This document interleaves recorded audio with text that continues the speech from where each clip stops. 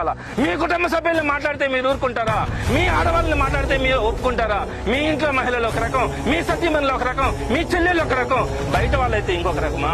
మీకు అనిపించట్లేదా? తప్పు అనిపించట్లేదా? సిగ్గు అనిపించట్లేదా? ఇటువంటి భాష మాట్లాడతారా? సభ్య సమాజంలో ఇంతకాలం మార్పు చెందిన తర్వాత కూడా మహిళల్ని తల్లికి చెల్లికి తేడా తెలియనటువంటి మీరా, పెళ్ళానికి తేడా తెలియనటువంటి మీరా ఈ రోజు రాజకీయాల్లో ఉండేది. మీతో రాజకీయాలు చేయడం వైఎస్ఆర్సీపీ సిగ్గుపడాల్సినటువంటి అంశం. కాకపోతే మీ అరాచకాలని అడ్డుకోవడానికి కానీ వైఎస్ఆర్సీపీ మొన్న ఒక రోజు ఒక దగ్గర కుక్కలు అనిపించారు, ఈ రోజు దగ్గర ఇంట్లో ఉండే లేడీస్ ని మాట్లాడిచ్చారు. అయినా కూడా ఎక్కడ కూడా ఎచ్చేది ఉండదు, బెదిరేది ఉండదు. మీరు ఎన్ని మాట్లాడినా ఈ ప్రజల కోసం, ఈ ప్రజల గొంతు నొక్కుతున్నటువంటి కూటమి ప్రభుత్వం కోసం, కూటమి ప్రభుత్వం అరాచకాలను అడ్డుకోవడం కోసం తప్పకుండా కూడా వైఎస్ఆర్సీపీ పోరాడుతుంది. జగన్మోహన్ రెడ్డి గారు ఒకటే చెప్తా ఉన్నారు, ఇట్లాంటి శక్తులు, ఇట్లాంటి అరాచక శక్తులు మనము బలహీన పడతా ఉన్నామంటే మరింత రెచ్చిపోయే పరిస్థితి ఉంటుంది.